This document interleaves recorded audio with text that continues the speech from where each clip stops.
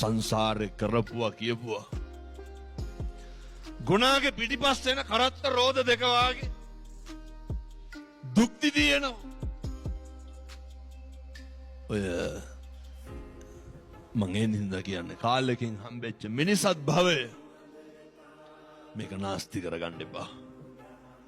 පරිස්සම් කරගන්න. මරණ මංචකයේ ඉන්නකොට ජරාවට පත් වෙලා ව්‍යාධියට පත් වෙලා ඉන්නකොට එහා පැත්ත පේනකොට කළු පාට, එහා පැත්තේ දුගතිය පේනකොට, අපායේ පේනකොට, പ്രേත ලෝකේ පේනකොට, එහා පැත්තේ තිරිසන් ලෝකේ පේනකොට ඔය මතක් වෙනවා මං කියන්නද? පින්නතුනි තිරයක් දැම්මා වාගේ. 6-4 දන්න කාලේ ඉඳන්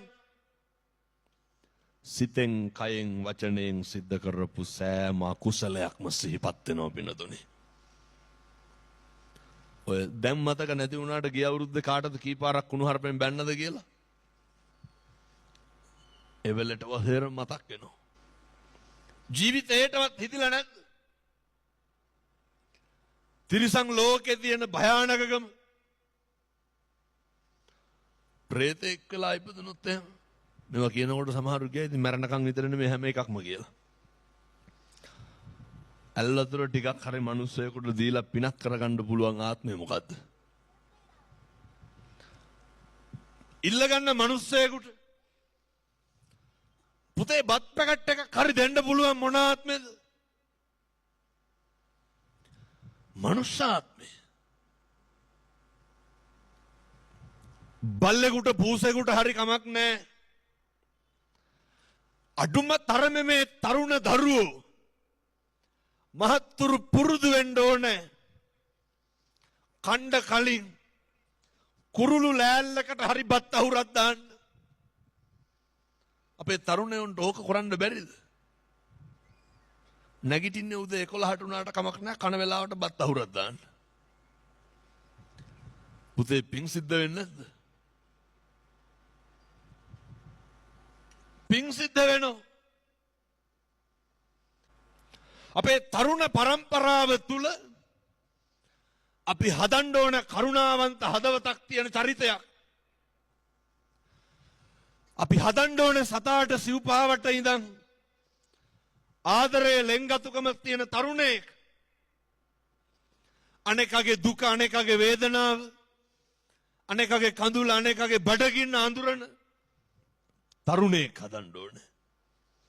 පොඩි කාලේ ඉඳන් සතාට සිව්පාවට ආදරය කරනකොට, මෛත්‍රිය දක්වනකොට පින්නතුනේ ඒ හිත් වල නිකම්ම තෙතමනේ ඇති වෙනවා.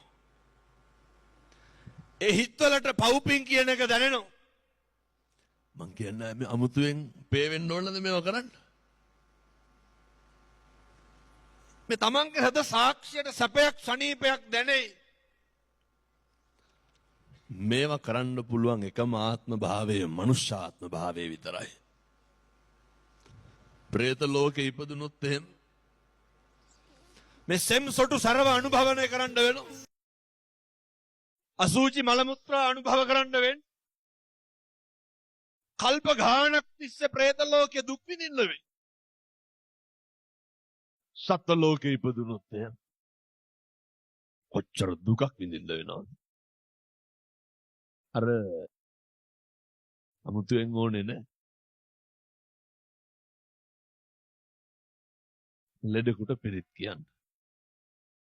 ඔයත් දැකලත් ඇති දන්නවා. ඒ තාත්තා කෑ ගහනවා ලෙඩ ඇඳේ ඉන්නකොට මම කියපු ජනෙල් වහපියව් ගින්දර සැරෙනවලු. කියනවා ඔය සමහරු කියනව නේද අර දැන් දොඩවනවා කියලා.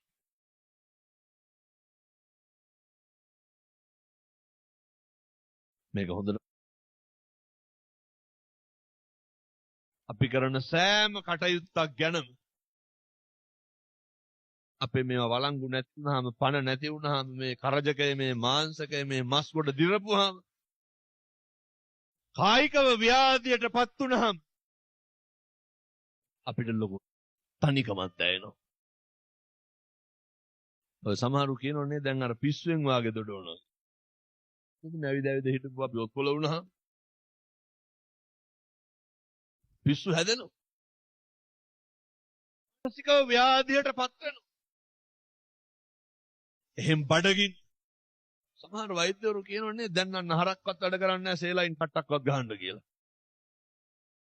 කොහොමද දරාගන්නේ කියන්නකෝ. වතුර පෙදක්වත් බී ගන්න බැරුව. මෙතන ඉන්නවද මේක වෙන්නේ නැති කවුරු හරි? වෙන්නදුනේ. අර තාත්තා කෑ ගහනවා ජනෙල් වහන්න ගින්ද. මට පේන්නම පින්නතුනි දේවදූත සූත්‍රයේ පැහැදිලි කරන අවීචය. දරුවෝ සේරම වට වෙලා අපි පිරිත් කියනවා. දරුවන්ට කෑ ගහනවා. ඇඳ පෙරලෙනව අල්ලගනියව කියලා. මට එතකොට මතක් වුණා අර පින්නතුනි මොන දුකක් විඳින්න ඕනද උතන.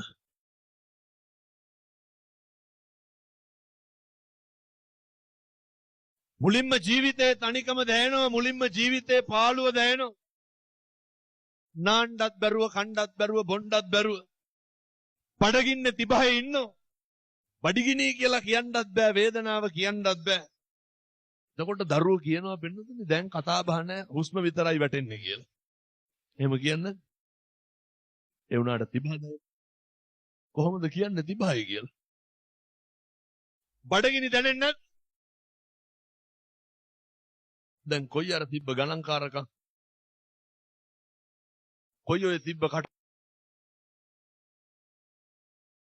මෙහෙම මැරෙන අපි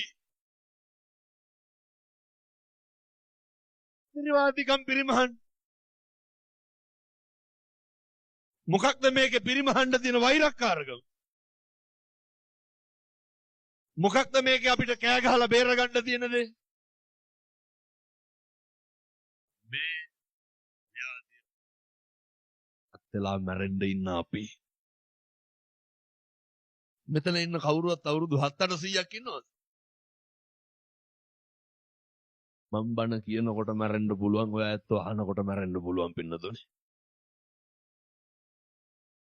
සංසාරේ කරපු පින් වලට ලැබිච්ච මේ යහපත් ආත්මය ඒක නාස්ති කරගන්න නැතුව ඉන්න. ආස කරගන්න එපා. ඊට පස්සේ අර තාත්තා කියනවා ඇඳ අල්ලගන්න කියලා. ඇඟට වතුර වක් කරපියවලු. ඇයි? චනවා ඔය අසිහියෙන් දොඩවනවා. එතකොට ඕනෑවට වැඩි ඔට්ටු වෙනකොට අතපය බැඳලා දානවනේ. එහෙමනේ කරන්නේ. දැන් කවුද කරපුවා කියපුවා සේර විඳවන්න ඕනේ.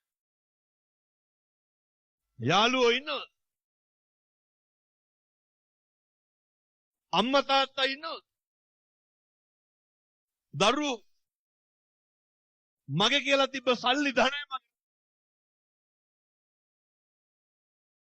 අර අහලා තියෙනවනේ බුදුවරු උගන්වන්නේ. පුත්තාමත් නිදනම්මත් ඉතිපාලෝ යජති. පින්නතුනි අත්තාහි අත්තනෝ නැති. තමන්ට තමන්වත් නැතිකොට කුතෝ පුත්තෝ කුතෝ ධනං. කවර පුත්තුද? එතකොට ඔය බොණ්ඩ කියපු යාළුවෝ ඉන්නවද? කවුරුවත් මේක හොඳට තේරුම් ගන්න පින්නතුනේ.